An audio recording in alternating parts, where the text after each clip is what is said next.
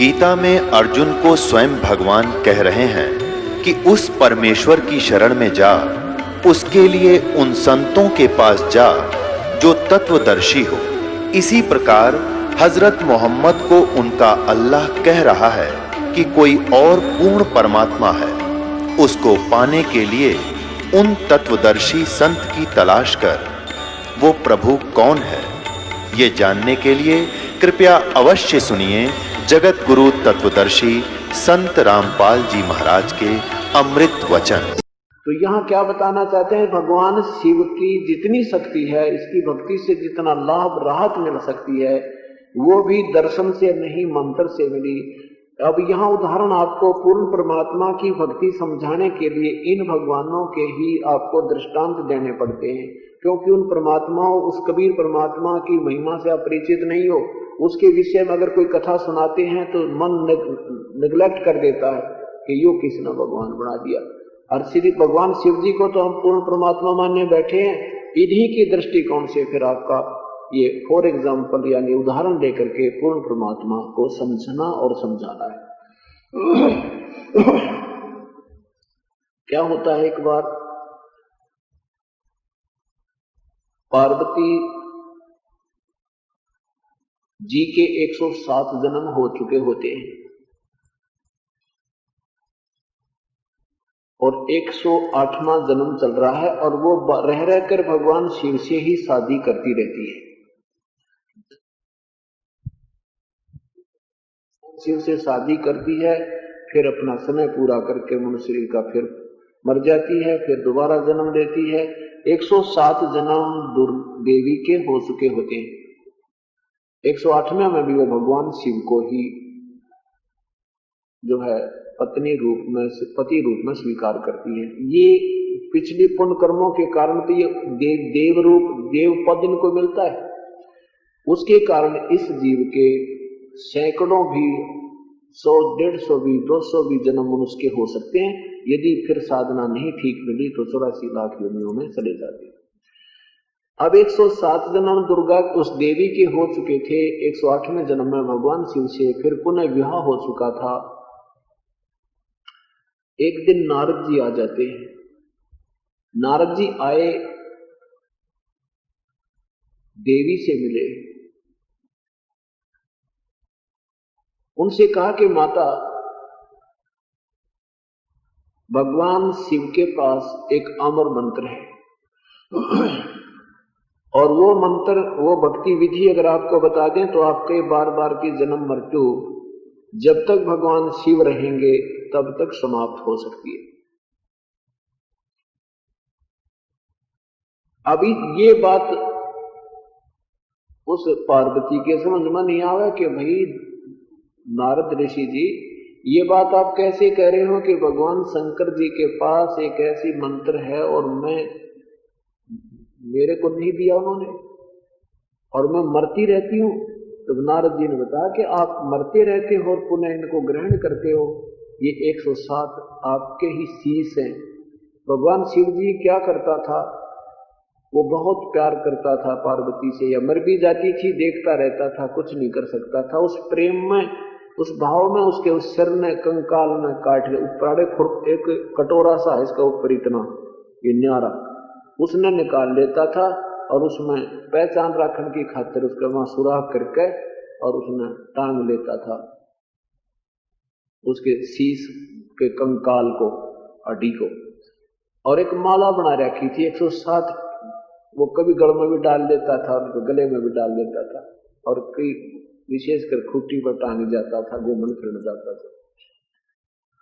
अब पार्वती से भगवान शिव, नारद जी कह रहे हैं कि देखो माता, ये आप ही के शीश हैं, ये 107 लटक रहे, ये आप ही के हैं।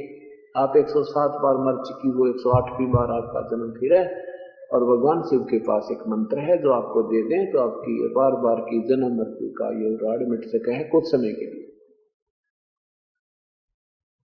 आप जब उसने वो सारा सिस्टम देखा, सचमुच ये मेरे शीश हैं, फिर बड़ी प्रभावित हुई। कहने लगी, भाई ये कैसे मानो कि भगवान शिव जी के पास मंत्र है और मुझे मरते हुए देख रहे होते हैं, उन्होंने मुझे ये मंत्र नहीं दिया।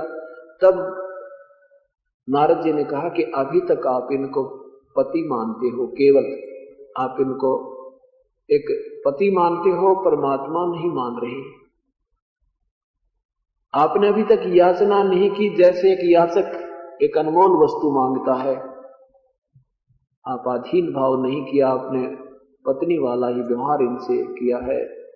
आप डांट भी लगा देती हो कभी कभी, लेकिन जब आप अधीन होकर इसे मांगोगे इन वस्तु, तब वो प्रसन्न होकर देंगे, तब वो आपको देंगे। यूं कहकर नारद जी तो चले गए। अब पार्वती को कि नींद आराम होगी। हे भगवान, ऐसे कैसे बात बनी? भगवान के पास ऐसा मंत्र, मैं मर जाती हूँ, ये तो मुझे बहुत प्यार करते हैं, अगर मैं मरती हूँ और ये मुझे नहीं दे रहे हैं तो इसके पीछे कोई अवश्य राज है। फिर कबीर साहब कहते हैं, बुरा जो देखण में चला, बुरा न लिया कोई, जब मन खोजा अपना तय हमसे बुरा ना कोई। अपने अंदर झांका जब देवी ने, क्या देखा कि मैंने ही, अवश्य मेरे में कोई त्रुटि रही होगी, नहीं तो भगवान नहीं छुपाते मेरे से नहीं छुपाते इस अनमोल जड़ी को। जो ही भगवान शिव जी शाम को घर पे आए, चरणों में गिर गई, ऐसे रोती है जैसे बालक रोया करे। भगवान शंकर ने पूछा, देवी किसने क्या कह दिया, मुझे एक बार बता दे, तू किसने तुझे सता दिया, तू आज दुखी क्यों है, तेरी आंखों में आंसू नहीं देख पा रहा हूं मैं। तो वो कहती है कि भगवान आपके रहते मुझे कौन क्या कह सकता है, लेकिन मेरे से अवश्य कोई त्रुटि रही है, जिस कारण आपने मुझे एक अनमोल वस्तु से वंचित रखा है। हे प्रभु, आपके पास अमर मंत्र है और आपने मुझे नहीं दिया। मेरे मालिक, अवश्य मेरे में कोई त्रुटि रही होगी। हे दाता, मैं तो एक बालक थी आपके सामने, हमसे गलती होगी, मुझे क्षमा कर दे। भोला बालक, भोली बालिका समझ के मुझसे कोई गलती अवश्य हुई होगी, जो आपने ऐसे अनमोल चीज मुझे नहीं प्रदान किया। आपके पास एक अमर मंत्र है और मैं मरती रही, आप मुझे देखते रहे, क्या आपका दिल दुखी नहीं हुआ? भगवान शिव जी ने कहा कि पार्वती, ये तेरे बुद्धि के लेवल की बात को ना, ये तेरी बुद्धि तो यहां तक जा नहीं सके थी। को उपदेशी मिला विदाता, हमसे गौरी कह नहीं पाता। तुझे कौन ऐसा भगवान व्यक्ति मिल गया जो तेरी बुद्धि बदल दी, जिसने आज तेरे अंदर ये विवेक पैदा कर दिया? ऐसा कौन पुण्यात्मा तुझे मिल गया जो तेरी बुद्धि इस तरफ डाइवर्ट कर दी? ना तो आप तो कदे मैं जिक्र करता था प्रभु का, तो सुनती भी नहीं थी और कहती थी मुझे तो मेरे भगवान मुझे मिल गए, सारी दुनिया आपको पूज रही है, मैं किसको पूजूं, मेरा तो पति हो आप। तो उसने समझा कि भगवान कोई और है, उसकी भक्ति से ही आपका कल्याण होगा, और वो मंत्र मेरे पास है। मैं आपका गुरु हूं, और जब तू मुझे एज ए जो ना गुरु माने, शिष्य रूप में तू रहे और इस मंत्र का जाप करेगी, तो तेरा कल्याण हो सकता है। और रही बात कि मैं तुझे नहीं प्यार करता था, तू मरती थी, मैं कितना दुखी होता था, लेकिन पार्वती, ये मंत्र ऐसे देने का नहीं है। जैसे एक सीप होती है समुद्र में जिसमें मोती बनता है, वो क्या करती है कि समुद्र में रहती है, एक जीव होता है, और जैसे शंख आपने देखे होंगे, ऐसे इस तरह की एक डिबिया सी होती है, और वो इतनी सख्त उसका ऊपर का कवर बॉडी का होता शरीर का, और उसमें एक जीव होता है, और वो समुद्र से बाहर आती है ऊपरली सतह पर। उसमें उसको प्यास लगी होती है, अगर ऊपर से कोई बारिश आ जाती है, एक बूंद भी अगर उसके मुंह में, खुले मुंह में गिर जाती है, तो वो बंद कर देती है, उससे मोती बन जाता है। और वो ऊपर आई हुई है, सीप का मुंह बंद है, और ऊपर से सारा सामन बरस जावे, उससे कुछ नहीं होना, वो मोती नहीं बन सकता। उसके अंदर वो जो जिज्ञासा अंदर से उत्पन्न होती है, आवश्यकता महसूस करती है, तो उस गर्मी सी समुद्र में उत्पन्न होती है, तो वो ऊपर आके एक पानी की बूंद की तड़प करती है। उस दौरान अगर कोई बूंद उसके मुंह में डल जाती है, वो बंद कर देती है, फिर मोती बना देती है। और मुंह बंद रहता है तो सारा सामन बरस जावे, उसमें कुछ होने वाला नहीं। तो पार्वती, अब तेरे अंतःकरण का मुख अभी तक बंद था, और मैं कितना ही ज्ञान बरसा देता तेरे कति असर नहीं होता। ये मंत्र तो कति मैं सुना भी देता तो भी तुझे प्रभावित नहीं कर सकता था, तेरे ऊपर ये असर नहीं करता। आज तेरे अंतःकरण रूपी सीप का मुंह खुल गया। ये कोई जब उसने बताया कि मुझे नारद जी मिले थे, कहा कि नारद जी ने अब तेरी बुद्धि बदल दी, तेरे अंदर वह तड़प पैदा कर दी उस स्वाति बूंद को प्राप्त करने की। अब तेरा अंतःकरण खुला है, अब जो मंत्र मैं दूंगा ये पूर्ण काम करेगा। और बात रही कि मैं आपसे आपके मृत्यु के उपरांत मैं दुखी नहीं होता हूंगा। एक समय आप राजा दक्ष के घर पे, अपने पिता के घर, पूर्व पिता के घर पे, और हवन कुंड में जलकर मर गई थी। उस समय में आपके कंकाल को लेकर, शेष बची हुई अस्थियों को लेकर के सीने से लगाए फिरा था, और 10,000 वर्ष तक खाना ना पीना, पागलों की तरह तेरे प्रेम में इसको ठाए फिरा करता, पार्वती पार्वती करके। और फिर भगवान विष्णु ने वो कंकाल तेरे वो तोड़ा था, उसका कंकाल का सुदर्शन चक्र था। नैन पड़ी वहां नैना देवी, डड पड़ी वहां वैष्णो देवी, आज भी प्रमाण है वो इतिहास। जब वो उसकी समझ में आई सचमुच ये तो मेरी ही त्रुटि थी, तब तो भगवान ने कहा था कि ऐसी तड़फ तूने कभी पैदा ही नहीं की थी। मैंने बहुत समझाने की चेष्टा की, बहुत कथा सुनाना चाहता था, लेकिन तेरी बुद्धि काम करना बंद कर चुकी थी। अब चल पार्वती, अब चल गौरी, अब नाम दूंगा तेरे ऊपर पूर्ण असर करेगा। एकांत स्थान पर जहां पर अभी अमरनाथ का मंदिर बना हुआ है, पुण्यात्मा हो आप बुद्धिजीवी हो, मेहर की है दाता ने, ऐसे समय पे ये तत्व ज्ञान की वर्षा प्रारंभ की है कि सब बहन बेटी भाई बुजुर्ग नौजवान बच्चे शिक्षित हैं। और जो दंत कथाएं हम सुना करते वो अपने अंदर पहले माल भरा हुआ है, उससे तुलना करके उनको रिजेक्ट अपने आप कर देगी बुद्धि। ये घनीकरण की आवश्यकता नहीं। जैसे शाम को आपको कथा सुनाई थी कि स्वयं लाल और लालड़ी की आप स्वयं परख करने लगोगे, फिर आप उससे हृदय हट जाएगा, लाल और लाडली का फिर पहचान हो जाएगी। ये मन आप ही रिजेक्ट कर देगा, रुचि ही नहीं बन सकती, चाहे को कितनी बात बनावे। और जब तक हमें तत्व ज्ञान नहीं है तब तक हम भ्रमते भटकते फिर ही रहे थे और जीवन व्यर्थ होता रहता था। तो वहां भगवान शिव ने एकांत स्थान देखा और वहां पार्वती से एक आसन बिछा कर कपड़ा बिछा लिया, जैसे बैठने खातिर बिछाए लें कि तब बैठ जाओ, और कहा बैठ जा पार्वती, अब मैं तुझे कथा सुनाता हूं। क्योंकि जैसे पहले हम चेतावनी की 2-4-10 लाइन सुनाते हैं, तो उससे क्या होता है कि आत्मा में एक गर्मी पैदा होती है, आत्मा परमात्मा की मेल्ट होती है, पिघल जाती है, और फिर उसमें जो करड़ापन से वो दूर हो जाता है, फिर परमात्मा की कथा को ये प्यार से सुनता है। तो इस प्रकार वो किया जाता है। तो पहले परमात्मा की अमर कथा सुनाई, प्रभु ये करता है, परमात्मा जैसा इनको ज्ञान है वो प्रभु के महिमा सुनाई।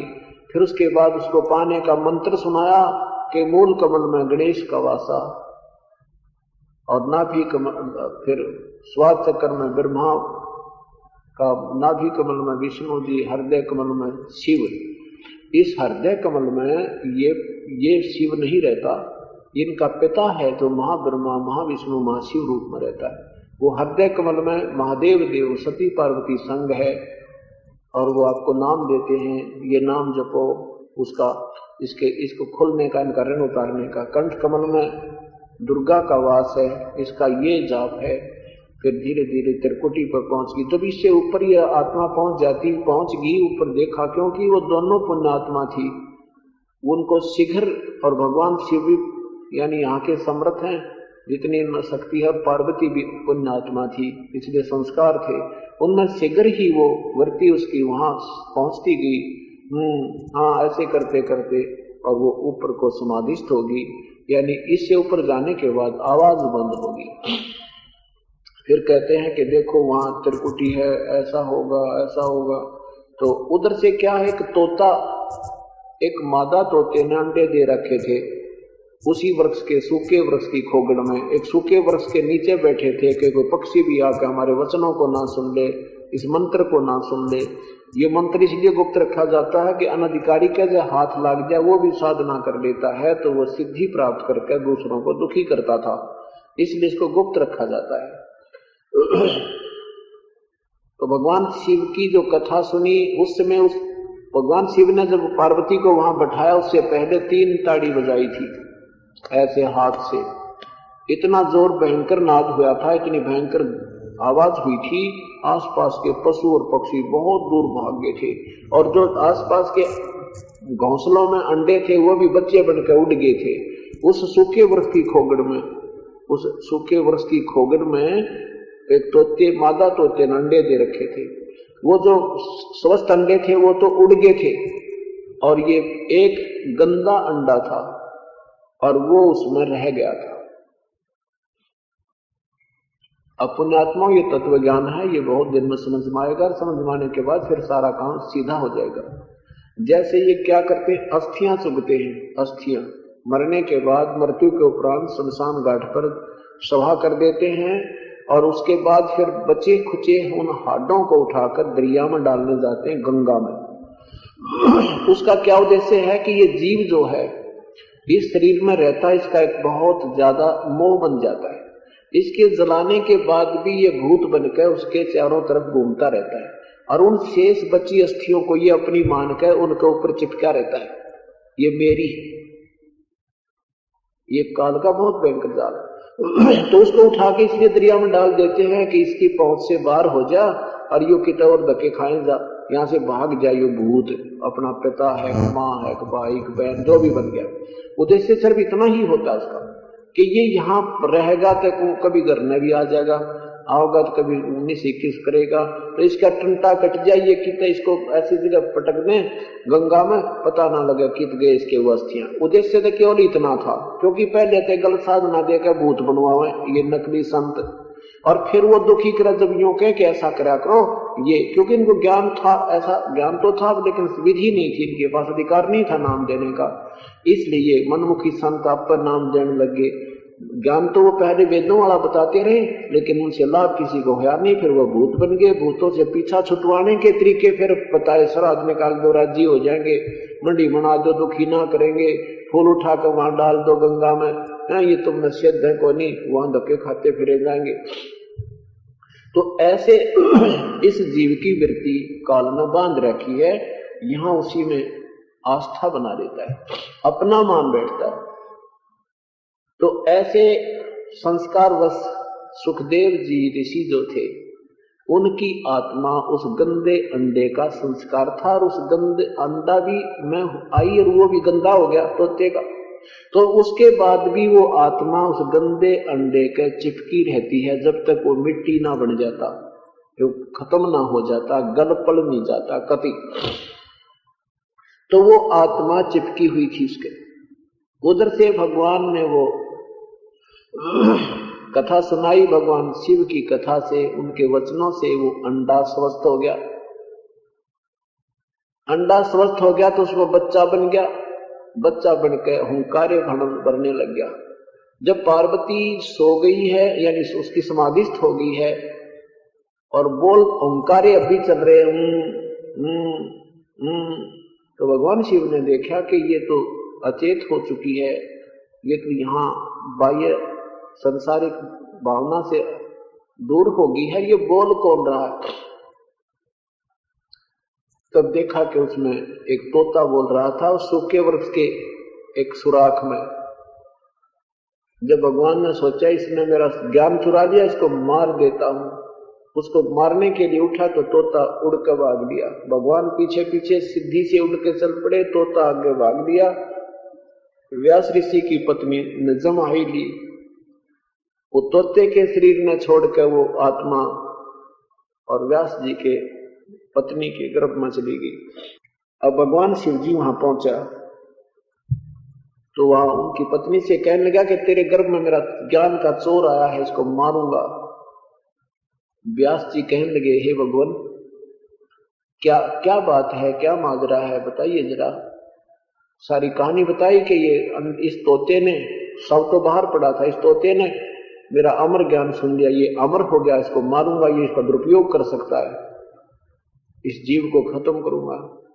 तब वेद व्यास जी ने कहा कि भोलेनाथ एक तरफ तो कह रहे हो कि ये अमर हो गया, आपकी अमर कथा सुन के, फिर मारेगा क्यों कर, मारेगा कैसे इसको, ये तो अमर हो गया, आप ही कह रहे हो। तो फिर भगवान वापस चले गए। अब थोड़ी सी सुखदेव ऋषि की कथा और सुना करके फिर सुनाते हैं कि 12 वर्ष तक सुखदेव जी वो गंदे अंडे से इंप्रूव्ड। अब देखो हर एक चीज में शक्ति होती है। जैसे ये कथा आपको सुनाई जाती है, परमात्मा की ये कथा है और सुनाने वाला पूर्ण है, इससे भी आपके शरीर पर असर होता है, आपकी आत्मा की बैटरी चार्ज होती है। ये कथा को गलत नहीं होती सुनाना, ये जो कथाएं सुनाते हैं ये अच्छी होती हैं, लेकिन सुनाने वाला अधिकारी हो, अनधिकारी से ये काम करे कोई नहीं। अब जैसे राजा परीक्षित को 7वें दिन सर्प ने डसना था, उसमें ये निष्कर्ष निकाला गया ऋषियों के द्वारा कि इसको 7 दिन ये श्रीमद् भागवत सुधा सागर ये सुनाई जाए, इसका ध्यान यहाँ सांसारिक लोगों से हटकर और प्रभु में लग जाए इस कथा पे, और ताकि इसका यहाँ पर मोह ना रहे। मोह ना रहेगा तो ये यहाँ से फिर स्वर्ग चला जाएगा। ये स्वर्ग से ज्यादा नहीं कर सकते कोई प्रबंध, यहाँ तक पहुंचे नहीं। लेकिन स्वर्ग तक और सत कथा सुनाकर उसका यहाँ से मन हटाने के लिए भी अधिकारी की आवश्यकता पड़ी कि कथा सुनाने वाला कोई अधिकारी ऋषि हो। वेद व्यास जी जो राइटर थे श्रीमद् भागवत सुधा सागर के, उसकी हिम्मत नहीं पड़ी मैं कथा सुना दूं और इस राजा परीक्षित का कल्याण कर दूं। वहां के जितने भी उसमें ऋषि थे सबने हाथ खड़े कर दिए कि हमारे बस की बात नहीं, क्योंकि 7वें दिन रिजल्ट आना था और उसकी पोल खुल जानी थी। किसी की हिम्मत नहीं पड़ी मैं कथा कर दूं और इस प्यारी आत्मा का मैं गुरु बन जाऊं, इसको उपदेश दूं, उपदेश देगा फिर कथा सुना के यहां से पार कर दूं। कहते हैं स्वर्ग से इसी सुखदेव को बुलाया गया, यही सुखदेव जी को भी स्वर्ग से बुलाया गया। ये आगे चल के महापुरुष हुए। ये जो तोते गंदे अंडे से बने थे, शिव जी की उस कथा सुनते ही गंदा अंडा ठीक हो गया था। तो सुखदेव ऋषि ने आकर फिर विमान में बैठ कर आए और उसका किराया लगा, इसने परीक्षित के ही पुण्य कर्मों से किराया मिला स्वर्ग से यहाँ तक आने का, इसकी पुण्य कमाई स्वर्ग में थी। क्योंकि ये राजा लोग बहुत पुण्यकर्मी प्राणी थे, इनके शेष मनुष्य जीवन भी थे, इनकी पिछली पुण्य कमाई वहां डिपॉजिट थी, उसमें से दी गई। और राजा सुखदेव ने सिर्फ इतना काम किया कि इसकी वृत्ति यहां से हटा दी और उससे वो स्वर्ग चला गया, क्योंकि उसके पिछले पुण्य और शेष थे जिस कारण वो स्वर्ग जा सकता था कुछ समय के लिए। वर्तमान में भी उन्होंने गुरु बना रखे थे, जैसे श्री कृष्ण जी पांडवों के गुरु थे। उसके बाद श्री कृष्ण जी के जाने के काफी वर्ष के बाद ये अपने मनमुखी लोग हो जाते हैं, नाम कट जाते हैं, तो फिर वो रह जाते हैं। उनको फिर दोबारा जोड़ने के लिए सुखदेव ऋषि गुरु रूप में आए और नाम दिया किसको, राजा परीक्षित को। फिर कथा सुनाई और फिर स्वर्ग तक पहुंचाया, सिर्फ स्वर्ग तक। उसके बाद वहां जाने के बाद भी परीक्षित अपने पुण्य भोग कर फिर दोबारा नरक में और 84 लाख योनियों में जाना ही जाना। परंतु इतनी भी जो राहत यहाँ की मिल सकती है वो भी अधिकारी बिना, ना तो कथा का लाभ मिलना और न ही वहां तक स्वर्ग तक का ज्ञात राजा परीक्षित था उसका। और आज वर्तमान में देख लो, क्षमता की कमी नहीं, क्यों ये भगवान से डरते नहीं, ये अनजान है, बालक है, इनको अज्ञान नहीं। तो बिजली के तार को छूने जा रहे हो और दुनिया को गुमराह करके मां पापी बन रहे हो, इनको स्वयं ज्ञान नहीं है। क्योंकि नादान व्यक्ति ऐसी गलत कर सकता है, संविधान तोड़ सकता है, समझदार व्यक्ति कभी नहीं करेगा। तो उधर सुखदेव ऋषि 12 वर्ष तक, क्योंकि मां के गर्भ में जाने के बाद उसको अपने सब जन्मों के दुख और सुखों का याद रहता है, तो बाहर नहीं आ रहा था। उसको पता था कि बाहर आते ही ब्रह्मा विष्णु महेश के ये 3 इंजेक्शन लगते हैं आत्मा के, रजगुण का, सतगुण का, तम गुण का, और ये तीनों बेहोश कर देते हैं बाहर आते। बाहर नहीं आया, 12 वर्ष बीत गए। ब्रह्मा विष्णु महेश को चिंता हुई कि ये तो संविधान टूट जाएगा, 12-12 वर्ष तक माताएं कैसे गर्भ में रखेंगी बच्चों को, ये तो 9 महीने में तंग हो जाती हैं, ये संविधान बदल गया, ये हमारी जो ना क्रिया बदल जाती है, हमारी मर्यादा को ये भंग कर रहा है। तो तीनों देवता आके व्यास जी की पत्नी के पास खड़े हो जाते हैं और कहते हैं आपके गर्भ में एक आत्मा है, उससे हम दो बात करेंगे। अब वेद व्यास जी की पत्नी कहती है कि मुझे तो मालूम नहीं, ये तो बहुत ही, मुझे पता ही नहीं कि गर्भ में कोई बालक है मेरे। तब अंदर से सुखदेव बोला, सुखदेव ने कहा कि मैं जब बाहर आऊंगा भगवान, आप अपनी माया को रोक लो। बाहर आते आप अंधा कर देते हो, जीव को कुछ भी याद नहीं रहता। भगवान मैं बाहर आऊंगा नहीं, जब तक मैं तब तक बाहर नहीं आऊंगा जब तक आप अपनी माया नहीं रोकोगे। तो ब्रह्मा विष्णु महेश कहने लगे, वही देख हम कैसे रोके माया, तो संविधान भी बदल जाता है, क्योंकि इनके ऊपर भी दबाव है ज्योति निरंजन का। तो इन्होंने आखिर में ये निर्णय लिया, भाई एक हम थोड़ी सी देर रोकेंगे, जरा सी, बिल्कुल फ्रिक्शन ऑफ सेकंड समझ लेना सुखदेव, इससे ज्यादा हमारी हिम्मत नहीं, इसने रोक सके माया ने, अपने उनको हम नहीं रोक सकते। तो उन्होंने कहा भाई ठीक है, आप इतनी देर रोक दो। अरे मतलब बहुत ही फ्रिक्शन ऑफ सेकंड में ही वो बाहर आ गया, मां के गर्भ से बाहर आया और 12 वर्ष की उम्र का शरीर हो गया। क्योंकि अंदर जो शरीर, कुछ तो ये सिद्धि आ जाती है इन कथाओं के करने से भी, सुनने से भी, और एक परम संत से कोई मंत्र आपको मिल गया, उसका 1-2 बार भी अभ्यास करने से, ये कई कारण होते हैं। वो जल्दी बैटरी चार्ज होती है, जैसे एक तो बैटरी घनी डिस्चार्ज हो रही हो, और एक थोड़ी सी डिस्चार्ज हुई हो, थोड़ी बहुत होगी और जल्दी चार्ज हो जाती है, कुछ समय वो फिर भी काम चला देती है। ऐसे ही सुखदेव ऋषि बहुत जन्म जन्म मंत्र के पुण्य थे उसके साथ में, लेकिन संस्कार वश वो 84 लाख योनियां भी भोग रहा था, उसके बाद भी उसके पुण्य शेष बहुत थे, और वो हमारे अंतःकरण में फीड होते हैं। एक कॉपी हमारे साथ ला रखी है भगवान ने, एक धर्मराज को दे रखी है। भगवान गणेश शर्मा दर्द नहीं करता, उसने आपके यहाँ अंतःकरण, अपने आपके अंतःकरण में एक बिल्कोड वर्डों में पिछले जन्म जन्मांतर के पुण्य और पाप दोनों फिट कर रखे। अब वो जब तक परम संत नहीं मिलेगा, वो जो का तो आप रोबोट की तरह चलोगे, और परम संत मिल जाएगा फिर उनमें चेंज कर दिए जाते हैं, फिर उसके अनुसार ही चलना है। वो उसने नियम बना रखा है, उसका विधि बता रखी है। तो उसमें कुछ सिद्धि आ गई, उस सिद्धि से एक सिद्धि लघु, एक सिद्धि गुप्त छपावे, एक सिद्धि लघु और दीर्घ हो जावे, छोटा बन जा और बहुत बड़ा हो जा। मां के गर्भ से बाहर आते ही 12 वर्ष वाले शरीर का मनुष्य जैसा बालक जितना शरीर हो गया, अपनी और नाल न उठा के कंधे पे अपना चल पड़ा वहां से। और व्यास वो तीनों देवता से ले गए। व्यास जी ने कहा, बेटा पुत्र पुत्र एक बार दर्शन तो दे, तेरी 12 वर्ष इंतजार करी मैंने।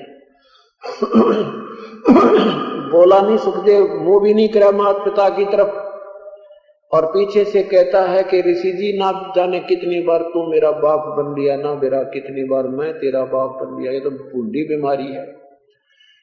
अब इसलिए मुंह नहीं करना चाहता था, कदे मात पिता के अंदर मेरी मोह बन जावे और या फिर भक्ति रह जावे, इसलिए मैं तेरे दर्शन नहीं करूं। ऋषि जी प्रणाम, अपनी न्यू कह आकाश में उड़ गया।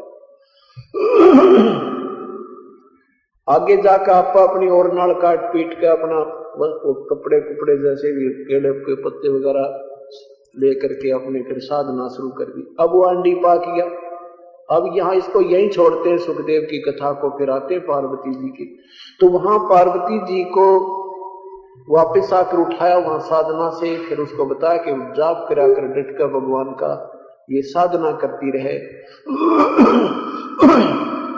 अंतिम श्वास तक ये मंत्र करते रहना होगा। ये 5 नाम दिए थे पार्वती को भगवान ने, जो आपको हम देते हैं, मूल कमल गणेश जी वाला, और फिर स्वाद चक्र वाला ब्रह्मा और सावित्री का, लक्ष्मी और विष्णु जी का, पार्वती और शिव जी का, दुर्गा का। ये 5 नाम दुर्गा को मिले थे, और यही 5 नाम आपको दिए जाते हैं। और साथ में ये 2 मंत्र और मिला दिए जाते हैं, जिससे हमने यहाँ की अमरता नहीं चाहिए, हमने यहाँ से केवल इनका ऋण मुक्त होकर यहाँ से पीछा छुटवाना है। और ये 2 मंत्र साथ मिलने के बाद ये यहाँ का जो प्रभाव इन 500 मंत्रों का ये हमारे ऊपर असर नहीं करेगा। जैसे कई दवाइयों के अंदर विष मिलाया जाता है और उन दवाइयों के प्रभाव से विष भी निष्क्रिय हो जाता है। ये 2 मंत्र जो हैं हमें यहाँ के जो प्रभुता, यहाँ की जो सुख, इनके बेनिफिट जो मिलना ये नहीं चाहिए, हमने तो इनका कर्णन उतारना है। और जब तक यहाँ रहे हमारी रोजी रोटी यानी यहाँ की सुविधा इन 5 मंत्रों से मिलती रहे, ये ताकि हमारा वो श्वास का मंत्र की पूंजी यहाँ समाप्त ना हुए जो जेब खर्च न्यारा दे रखा भगवान। तो हम ये तो प्रयोग ऐसे करेंगे। तो जहां इन भगवानों की, इन ऋषियों की, महर्षियों की भक्ति अंतिम बंद होती है, समाप्त होती है, हमारी वहां से प्रारंभ होती है। परमात्मा की जो सत साधना वहां से शुरू होती है। ये इन 5 मंत्रों से प्रारंभ करते हैं, ये ओम नाम पर समाप्त कर देते हैं। हमारी ओम से प्रारंभ है और सच्चे नाम पर, उस सत्सार नाम पर समाप्त होती है। तो जहां पर वो पार्वती जी को उपदेश मिला था, वो अमर मंत्र मिला था, यादगार बनाए रखने के लिए वहां शेष व्यक्तियों ने एक स्थान सिलेक्शन कर ली कि यहाँ भगवान ने पार्वती जी को अमर नाम दिया था। और अब उसको देखने जाते हैं, वो कितने नादान है। जैसे हम ये दास पहले सत्संग करने जाते थे नगर नगर में, गांव बाहर, तो वहां एक ईंटों की भट्ठी बनाते थे पहले, और वहां हलवा, खीर, भगवान का प्रसाद, भोग, भंडारा चलता था। सत्संग करके हम चले जाते थे, वह भट्ठी रह जाती थी वहां पर। और फिर बाद में उस नगर के लोग जाके देखने जावे कि आजा तुझे दिखा कर लाऊं, जहाँ सत्संग हुआ करता, संत आए थे, यहाँ सत्संग करते थे, देख यहाँ जलेबी उतरा करती, यहाँ खीर बनी थी, ये यहाँ पर हलवा बनता था इस भट्ठी पे, बेड़ा पार हो जा दिखा के लाऊं। तो उस भट्ठी को देखने मात्र से, जाने मात्र से ये तो हो गया कि यहाँ सत्संग हुआ था और यहाँ संत जी उपदेश भी देते थे, कथा भी करते थे। लेकिन उस भट्ठी देखने पे ना तो नाम मिले, ना वो हलवा मिले, ना खीर मिले, ना कोई प्रसाद मिले, वो सूखे गले यानी व्यर्थ का प्रयत्न है। ऐसे वो अमरनाथ का जो धाम रूपी भट्ठी है, उस यादगार को देखने मात्र से ये तो ज्ञान हो जाएगा कि सचमुच ये कथा घटी थी और ये सच है। इससे ज्यादा लाभ वहां जाने का किसी को कुछ नहीं। वो तो वही मंत्र जो पार्वती जी को प्राप्त हुआ था, ऐसा एक समर्थ संत हमें मिला, वो चाहे चलता चलता सड़क पर नाम दे दे तेरे लिए, वही अमरनाथ है। जब आपका छुटकारा होगा तो ऐसे परमात्मा कहते हैं, गुरुआ गांव बिगाड़े संतो गुरुआ गांव बिगाड़े, ऐसे कर्म जीव का लाभ, ये फिर गड़े नहीं जा रहे। अब इस प्रकार पार्वती जी को उतना राहत मिला जितना भगवान शिव दे सकता है। अब भगवान शिव की मृत्यु होगी तब तक पार्वती की मृत्यु नहीं होगी, अगर ये नाम जाप करती रही तो। और जिस दिन गफलत कर देगी फिर बात बिगड़ जाएगी, क्योंकि अंतिम श्वास तक भक्ति करते रहना होगा। जैसे गीता जी के 8वें अध्याय के 13वें श्लोक में कहा है कि जो अंतिम श्वास तक तजन देहम ओम इति एक अक्षरम ब्रह्म विभारण माम अनुसमरण यह प्रयाति तजन देहम स याति परमाम गतिम तजन देहम, सांस अंतिम शरीर छोड़ने ताई मेरे ओम नाम का जाप करता रहेगा तो मेरे से मिलने वाली वो राहत, वो परम गति तारी हो जाएगी। और उस परमात्मा की भक्ति करोगे तो संत से प्राप्त करके वो भी नाम जाप करते करते अंत समय में उसी के ही ध्यान सिमरण में श्री त्यागोगे। जहाँ आशा ता बासा होई, मन कर्म वचन सुमरियो सोई। अब क्या कैसे मृत्यु होगी भगवान शिव की? 7 ब्रह्मा मर जाएंगे तब एक विष्णु जी की मृत्यु होती है। 7 रजोगुण ब्रह्मा जी की मृत्यु के उपरांत एक भगवान सतोगुण शिव जी विष्णु जी की मृत्यु होती है, और 7 सतोगुण विष्णु जी की मृत्यु के उपरांत एक तमोगुण शिव की मृत्यु होती है। एक ब्रह्मा जी की आयु कितनी है? अब देखो गीता जी को ना समझ कर अनजानों ने कितना बात बिगाड़ रखी है। गीता जी के 8वें अध्याय के 16वें श्लोक में लिखा है कि ब्रह्म लोक से लेकर पर्यंत ये सारे लोक नाशवान है, और 7वें में लिखा है 17वें 8वें अध्याय के 70वें श्लोक में लिखा है कि उस ब्राह्मण माने ब्राह्मण, यानी उस पूर्ण ब्राह्मण का अर्थ होता है ब्रह्म से नेक्स्ट, यानी उससे कोई और सुप्रीम जो परमात्मा है। 8वें अध्याय के 16वें श्लोक में लिखा कि अब्रह्म भुवनात् लोका पुनर्वर्तिना अर्जुन माम उपेते तो कौनते पुनर्जन्म न विदते। अब इसमें क्या लिखा है, इसमें 16वें श्लोक में एक दो बात लिखी है कि ब्रह्मलोक तक ये सारे नाशवान हैं, सब लोग नष्ट हो जाते हैं, दोबारा पुनर्वर्ती में हैं, जन्म मृत्यु में आते हैं, ब्रह्मलोक तक पहुंचे हुए प्राणी। और आगे लिखा है कि माम उपेत तू कौनते पुनर्जन्म न विद्यते। इन्होंने इसका अर्थ क्या किया है कि लेकिन किंतु मुझको प्राप्त होकर पुनर्जन्म नहीं होता। अर्थ ये गलत कर दिया इन्होंने। जब ब्रह्मलोक में ब्रह्म रहे और ब्रह्मलोक तक नाशवान, फिर शेष कहाँ रहा? इसका अर्थ है कि मुझे प्राप्त होकर भी जो न विद्यते, विद्य माने जानना, जो ये नहीं जानते कि ब्रह्मलोक तक भी नाशवान है, वो मुझे प्राप्त होकर भी उनका जन्म और मृत्यु होता रहता है। इन्होंने इसका उल्ट कर दिया कि मुझे प्राप्त होकर फिर किसी उनका जन्म मरण नहीं होता, जबकि भगवान खुद कहते हैं 4थे अध्याय के 5वें श्लोक में, अर्जुन तेरे और मेरे बहुत जन्म हो लिए, तू नहीं जानता। दूसरे अध्याय के 70वें श्लोक में, दूसरे 12वें श्लोक में कहता है कि तू और मैं और ये राजा लोग पहले भी थे और आगे भी रहेंगे। और 17वें श्लोक में दूसरे अध्याय के में कहा है कि वास्तव अविनाशी तो उसको जान जिसको मारने में कोई समर्थ नहीं और जिससे सब संसार व्याप्त है। 100 जगह प्रमाण दे रखा है। तो यहां इन्होंने लिखा कि ब्रह्मलोक तक ये सभी नाशवान हैं और मुझे प्राप्त होकर भी जन्म मृत्यु में है, जो ये नहीं जानते कि ब्रह्मलोक तक ये सब नष्ट होते हैं, जो ये ना जानते, विद्यते माने नहीं जानते। इन्होंने लिख दिया कि फिर नहीं, विद्यते माने नहीं होते, नहीं, जो ये नहीं जानते, माम उपेत तू कौनते पुनर्जन्म, मुझे प्राप्त होकर, उपेत माने प्राप्त होकर भी जन्म मृत्यु है, जो ये नहीं जानते कि ब्रह्मलोक तक भी नाशवान है। फिर 17वें श्लोक में क्या कहा है कि सेंसर युग पर्यंतम अह यत ब्रह्मणे विदु रात्रिम युग सहस्त्रानाम अंताम ते अहोरात्र विद जना। अब देख कितना इसमें यहीं से सारी बात अलग हो जाती है। ब्रह्मा का, इन्होंने ब्राह्मण का अर्थ ब्रह्मा कर दिया, नहीं, ये परब्रह्म का है। ये ब्रह्मणे माने ब्रह्म से बड़ी शक्ति, ब्रह्म से जो शक्ति अलग जो शक्ति है और उससे सुप्रीम पावर है, उससे नेक्स्ट जो साधक भगवान है उसको ब्राह्मण कहते हैं, ब्रह्मणे। और ये फिर स्थिति अनुसार भी होता है। यहां लिखा है कि ब्रह्मणे यत जो इन्होंने ब्रह्मा का कह दिया, नहीं, परब्रह्म का जो एक दिन है उसको एक सेंसर युग पर्यंतम, इन्होंने लिखा कि 1000 चतुर्युग की अवधि वाला। नहीं, इसमें सेंसर चतुर्युग नहीं है, केवल सेंसर युग है। सहस्र युग का अर्थ होता है 1000 युग की, और इतनी रात्रि 1000 युग का ही रात्रि होती है। जो पुरुष तत्व से जानता है वे योगी जन काल के तत्व को जानने वाले। स्पष्ट कर दिया कि जो परब्रह्म का, ये परब्रह्म का एक दिन 1000 युग का होता है। 1000 युग का, चतुर्युग नहीं है। ब्रह्मा का एक दिन 1000 चतुर्युग का होता है। परब्रह्म का 1000 युग का होता है। उसका युग बहुत लंबा चौड़ा है। पहले ब्रह्मा का बताते हैं।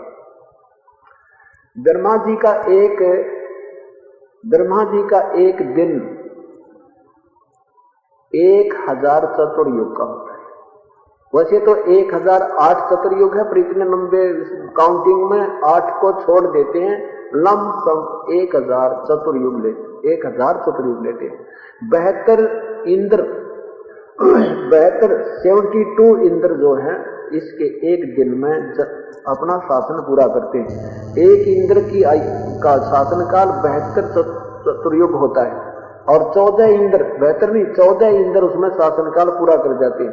72 गुना में 14, 1008 चतुर्युग हो जाता है। ये ब्रह्मा जी का एक दिन, इतनी ही रात्रि होती है। तब तक इन तीनों लोकों पर, स्वर्ग, पृथ्वी और पाताल लोक पर ये प्राणी नहीं रहेंगे, ये सब अब वहां इसमें ब्रह्मलोक में रख दिए जाएंगे अलग से।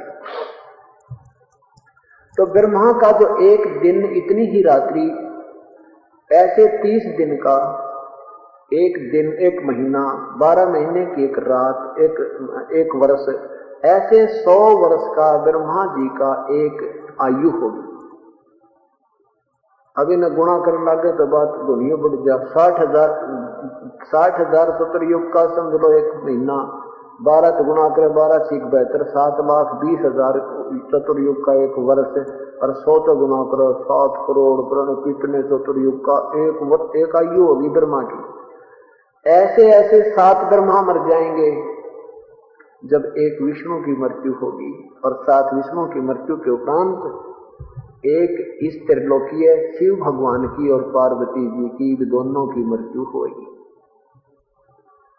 यहां परमात्मा कहते हैं, एती उम्र बुलंद मरेगा अंतरे, क्योंकि सतगुर लगे न कान न बैठे वो संतरे। इतनी लंबी उम्र भी तेरी होगी ना, फिर भी अंत में मरना होगा, क्योंकि तुझे वो तत्वदर्शी संत नहीं मिले जिसका गीता जी के 4th अध्याय के 34वें श्लोक में और यजुर्वेद के 40वें अध्याय के 10वें मंत्र में प्रमाण दिया है।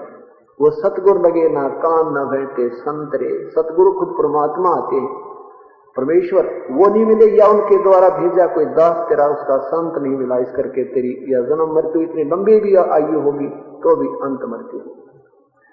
अब एक शिव मर गया त्रिलोकी, ऐसे 70,000 जब त्रिलोकीय शिव मरेंगे। अब देखो बुद्धिजीव बच्चे हो आप, तो आजकल अंग्रेजी मीडियम, इंग्लिश मीडियम छोटे छोटे बच्चे पढ़ने लगे। अब ये उंगलियां पर उठवा दूंगा जब 5-10 सत्संग लगातार सुन लोगे तो। अब 70,000 त्रिलोकीय शिव ऐसे मर जाएंगे, तब इस ब्रह्मलोक में रहने वाला यो त्रिलोकीय महाशिव, वो भी अपने 3 रूप बनाकर रहता है। ऐसे अपने शरीर छोड़ता है, स्वयं ही धारण कर लेता है। उसने अपना एक पीरियड बना रखा, अपना एक समय निर्धारित कर रखा है। तो 70,000 जब त्रिलोकीय शिव मर जाएंगे, तब वो एक काल वहां अपना शरीर छोड़ेगा।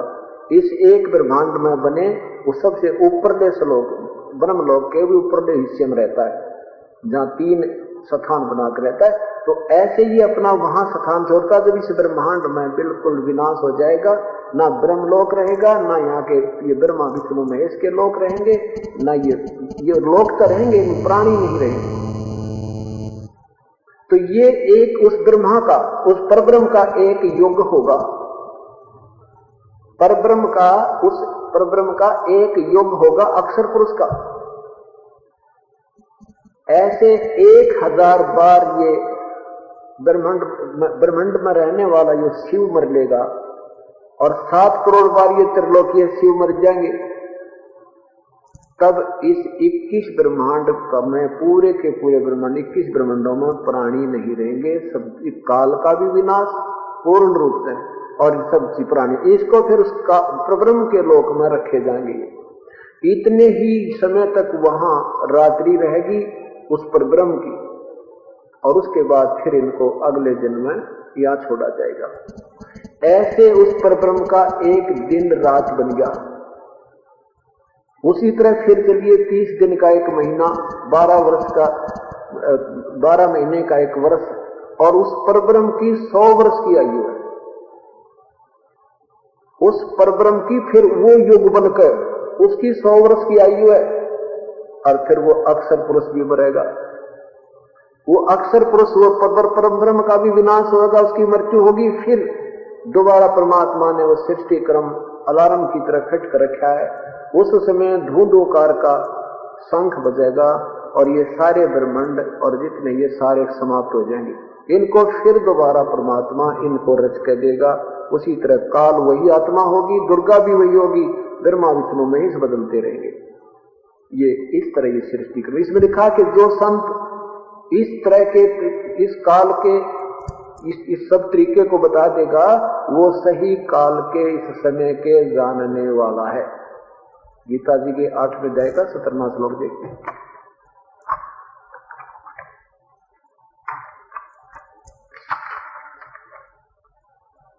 इसमें क्या बताया है कि ब्रह्म का, ये परब्रह्म का लिखना, परब्रह्म का जो एक दिन है वो 1000 युग का अवधि वाला और रात्रि को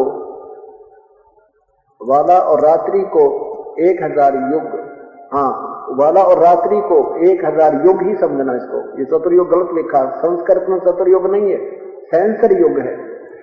जो पुरुष, जो संत तत्व से जानता है वे योगी जन, वो व्यक्ति इस काल के तत्व को जानने वाले हैं, वो संत सही हैं, वो इस सब संसार को जानते हैं। और इसी में फिर आगे जाके बताया है,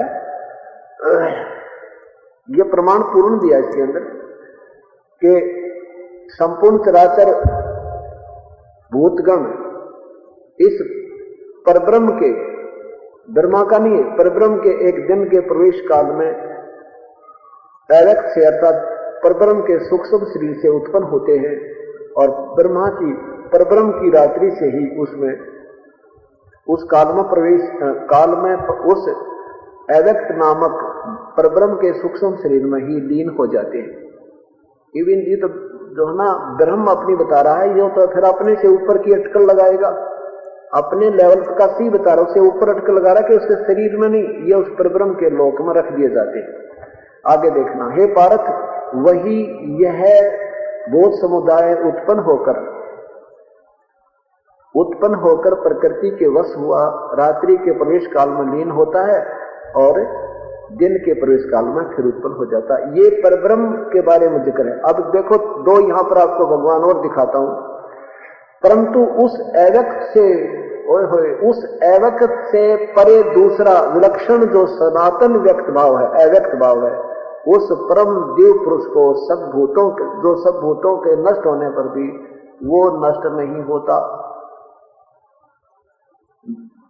प्रेम पूर्वक सुनना, देखो इसमें बड़े शिक्षित बच्चे भी आते हैं, पुराने भी भक्त हैं, नए भक्तों के लिए कथा सुना दी हमने। अब ये पीएचडी की बातें हैं, जो बच्चे रोज आते हैं कथाएं सुनते हैं वो भी अच्छी हैं, उनको अब इनकी आवश्यकता है इन लास्ट की पॉइंटों का, जिससे आप बिल्कुल दृढ़ हो जाओगे। ज्ञानी मत बनना, लेकिन इस ज्ञान से आप डगमग नहीं होगे। ज्ञानी बनने के बाद भगवान रिजेक्ट कर देता है, ज्ञानी नहीं चाहिए, हमने जिज्ञासु रहना है। और जिज्ञासु होने के बाद फिर हम ज्ञानी वक्ता बन जाएंगे। वक्ता नहीं बनना, हमने वक्ता नहीं बनना, ज्ञानी बनना है, वक्ता नहीं बनना, क्षमा करना। ज्ञानी तो आपने बनना है कि ये अगर हम ऐसी गलती करेंगे ये हानि होगी, ऐसा नहीं करेंगे तो ये नुकसान हो जाएगा।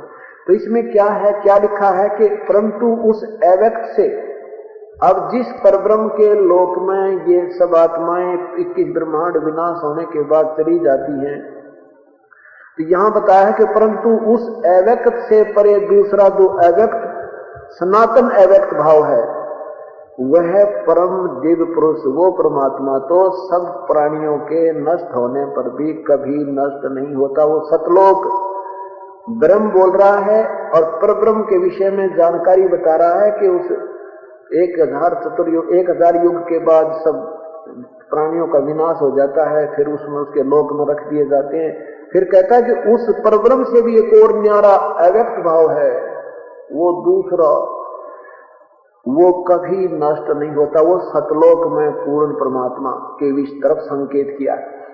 अब यहां देखिए 3 परमात्मा यहां भी सिद्ध होते हैं। 7वें अध्याय के 24वें श्लोक में लिखा है कि ये मूर्ख लोग मेरे अटल उस अनुत्तम अव्यक्त भाव को नहीं जानते कि मैं कभी किसी के सामने प्रत्यक्ष नहीं होता। अपने लिए बता दिया।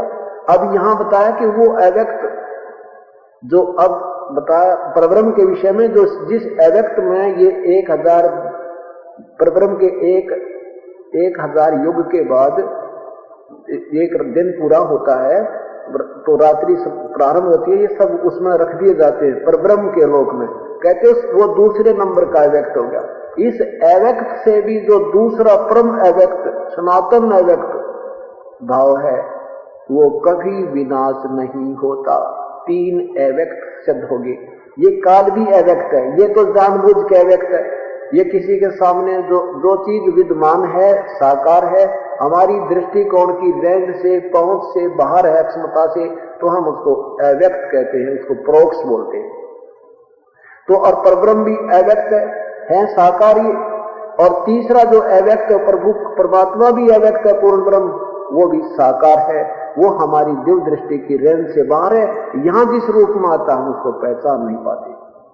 कहते इस अव्यक्त से भी, दूसरे नंबर के अव्यक्त से भी, जो दूसरा जो अन्य अव्यक्त भाव है,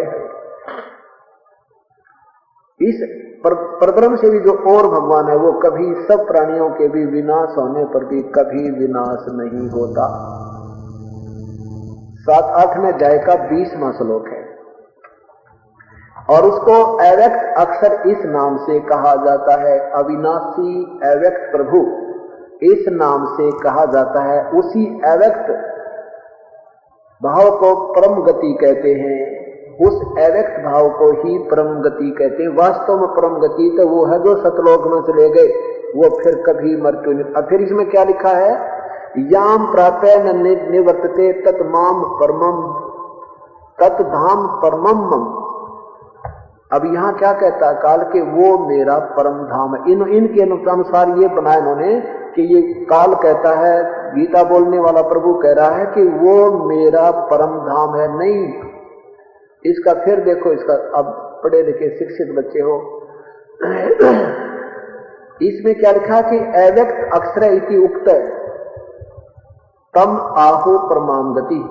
उसको जो तीसरे नंबर का अव्यक्त है, पूर्ण ब्रह्म सतपुरुष सतलोक में रहता है, उसको अव्यक्त अविनाशी अव्यक्त इस प्रकार कहा गया है।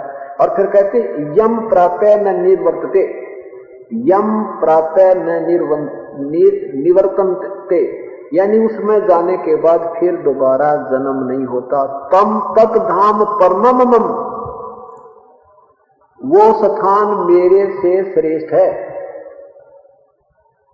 तत्धाम परमम मम, वो जो स्थान है ना, वो परम धाम, वो धाम मेरे वाले तय परम है, श्रेष्ठ है।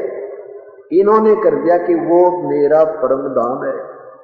अगर हम ऐसे भी लें तो इस दृष्टिकोण से समझिए कि जैसे ये काल भी वहां से निष्कासित है, ये ब्रह्म भी वहां से निष्कासित है। अब ये कह सकता है कि मेरा भी परम धाम वही है। जैसे कोई व्यक्ति गांव में रहा करता है, एक सेठ, और वहां से अपनी सारी जमीन भी बेच दिया, घर भी बेच दिया, दिल्ली मकान बना लिया, वहां अपना बिजनेस कर रहा है, और 3 पीढ़ी जा चुकी हैं। वहां उसी गांव का कोई व्यक्ति उसने मिला तो वो कहने लगे उसके बच्चे, तीसरे पीढ़ी वाले, कि हम भी उससे गांव के हैं भाई, तेरे वाले गांव के।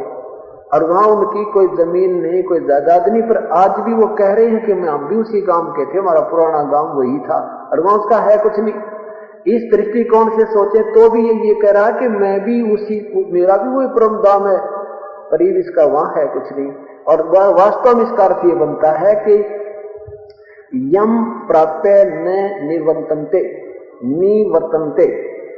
उस जिसमें जाने के बाद फिर जन्म नहीं होते, तत्धाम वो धाम, परमम मम वो मेरे वाले धाम तय, मेरे स्थान तय श्रेष्ठ है। परमम मम वो मुझसे मेरे वाले तय श्रेष्ठ है। सीधा सा अर्थ ये बनता। पर इन उलझा इतना रखा कहां तक सुलझावे। सोमन मिट्टी डाल दी, एक घेरे कुएं में घेर कर सत भक्ति को सदग्रंथों का अनुवाद मानरस कर डाला है निकम्या ने। और ये धीरे धीरे, क्योंकि अब शिक्षित समाज आ गया, इसलिए मुझे बहुत सहयोग मिला है। अब पीछे आसाराम, श्री आसाराम जी के विषय में पेपर में निकलवाई थी, दिल्ली में भी, तो फिर उसके बाद रिवाड़ी भी, वो उनका सत्संग था, वहां भी निकलवा दिया हमने। अब उद्देश्य ये नहीं हमारा हम किसी को भी परेशान करें या किसी के साथ बदतमीजी करें, लेकिन एक मिसगाइड कर रहा है वो सबसे बड़ा दोषी व्यक्ति है। और सत्य हमारे सामने है, शास्त्र अपने सामने है, इनको देखो और इनको, अगर हम गलती करें तो हमें फिर बताओ, हम उसको अपना सुधारेंगे। तो कहने का भाव दास का यह है कि सब संतों के विषय में समाचार पत्रों में दास ने निकलवा दी।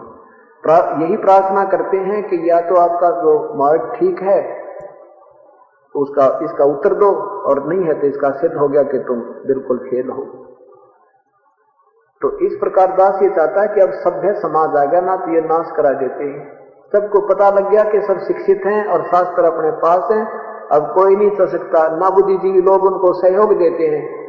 तो इस प्रकार यह गाड़ी भगवान वाली ठीक चलेगी। अब ये सतभक्ति होगी, ये सारा संसार एक होगा और फिर पश्चाताप करेंगे, भगवान हम कहाँ जा रखे थे। उस दिन की इंतजार है कि हम एक हों और एक भक्ति की, एक प्रभु की भक्ति करें। आज हम लौट रहे हैं एक दूसरे को और लौट कर अब धनी बनना चाहते हैं, धनी नहीं बन सकते, 7 जन्म नहीं बन सकते, दूना पाप चढ़े सिर पे। और फिर परमात्मा के चरणों में आएंगे, देखना आपको कितना सुख देगा, आपके घर में सुख, आपके तन में सुख, आपके काम में बरकत। एक बहन कह रही थी कि हमने वही ठेका गेहूं का, वो टैंकी प्रतिवर्ष भरा करते और उसमें बीच में हमने और डालने पड़ा करते। अब पीछे एक बार हमने पाठ भी कराए, 2 पाठ कराए उन्होंने, जिसमें सैकड़ों व्यक्ति 3-4 दिन भोजन आहार करते रहे। उसके बाद भी कह रही थी जी 2-3 मन गेहूं फिर भी बच गए, और जब तो वो सारा खाकर 2-4-10 मन और खरीदने पड़ा करते। तो कहने का भाव ये तो जितना हम करते रहेंगे उतना ही आपको निर्णायक पता लगता रहेगा, जैसा आप करते रहोगे उतना ही आपको बेनिफिट आपके प्रत्यक्ष होता रहेगा। और ऐसे तो हजारों कहानी है कि मैंने 2000 रुपये दे रहे थे 5000 पाए, मैंने 500 रुपये दे रहे थे 1500 पाए, और कति 500 से अतिरिक्त एक नया पैसा हमारे पास नहीं था। एक भक्त बता रहा, बेबन पीछा मैंने बताया था आपको कि उसके 12,000 रुपये लोन ले रखे थे उसके पति ने, 10-12 वर्ष पूर्व, और वो उसका अकाउंट कराने गई थी, उस कंप्यूटर ने उसको कहा तेरा नील अकाउंट, कोई बैलेंस नहीं।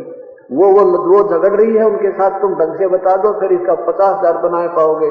मुझे फिर मैनेजर के पास पहुंचे, मैनेजर ने भी स्वयं उस कंप्यूटर में डालकर उसका नंबर निकाला, उसमें बैलेंस मिल पाया। तो उसने मैनेजर ने कहा बहन तू जा, शर्म ना खपाओ मेरे पे, तेरा कोई बैलेंस नहीं, लिख के दे दिया। अब बताओ, परमात्मा ने बैंक वाले का भी पूरा कर दिया और उस अपनी बेटी का भी दुख दूर कर दिया। फिर वो कब आया हुआ था बिजली का बिल, अब उसने एक कमरा छापा बेचारी ने, वो भी एक विशेष साइड दी जाती है गवर्नमेंट की तरफ से विशेष गरीबों को, उसके तहत बनाया, उसके कुआड़ से देना, और ये बिल भरना आ गया, वो बिल भरने का पैसा नहीं। तो उसमें बिल में क्या बताया कि 700 कुछ रुपए आपके सरकार की तरफ और बकाया है। बिल इसमें 2 महीने का बिल भर के 700 और बाप का बैलेंस है, 2 महीने और मनमाने का आपके निकल जाएंगे। और रो और बतावे और कहती मैं दूसरे को कहती हूँ तो वह नो कह तुम रोज नई बकवाद कराया करो, ये काम कभी हो सकता है ऐसा? और वो रो रही है और बता रही है। ऐसे ऐसे सैकड़ों केस, हजारों लाखों केस आपको बता दूं भगवान के। परमात्मा ऐसे काम किया करता है, प्रभु के यही गुण थे, पर हमारा उससे कनेक्शन ना हुआ था उस पावर से। अभी तक हमारे को वो संत मिले डोंगी जिन्हें की करके लट के तार बांध रखे, आगे कनेक्शन दे रखे, फिटिंग बढ़िया कर रखी, बात बढ़िया, गुण बहुत अच्छे गाजे, और ना वो सब योग युक्त, ना उनके पास कोई पावर थी, अपनी भी बैटरी डिस्चार्ज हो जी थोड़ी बहुत सुख देकर। तो इस प्रकार ये गुमराह कर रखे थे। पुण्यात्माओं आपके भाग जगे हैं, अब चूकियो मत ना इस समय ने, धन है तुम्हारे माँ बाप ने, हर महीने इसी गर्मी में सर्दी में बहु संख्या में आ रही है। अब पता लग गया कि आपको उद्देश्य का, मूल उद्देश्य का ज्ञान हो गया और परमात्मा का आपके सिर पे हाथ हो गया। नहीं तो यहाँ आ नहीं सकता प्राणी, बुलाए तो भी नहीं आ सकता। ये तो मेहर प्रभु की, आपके पुण्य कर्म आपके ऊपर गढ़ा राज्य हो गया भगवान, और ऐसे ही लगे रहना। बोलो सतगुरुदेव सत साहिब। तो करो तो बावड़ू, दौरे दौरे करो तो जाऊं, ज्यों राखो तो ही रहूं, जो देव सो खाऊं।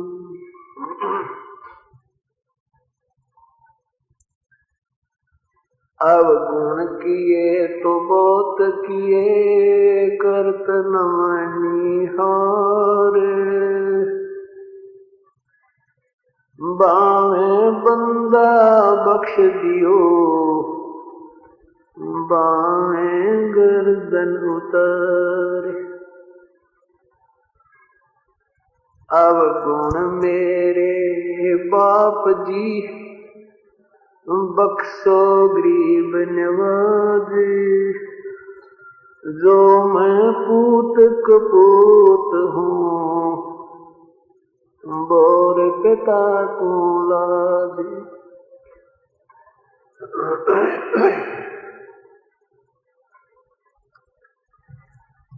कबीर ये तन विष की बेलड़ी, गुरु अमृत की खान, शीश दिए जो गुरु मिले तो भी सस्ता जान। सतगुरु के उपदेश का लाया जय सतगुरु मिलते नहीं, जाते नरक द्वार। नरक द्वार में दूत सब करते खिंचातान, उनसे कबू ना छूटता फिर फिरता चारों खानी। चार खानी में ब्रह्मता कब होने लगता पारे, सो फेरा सब मिट गया हमारे सतगुरु के उपकारे।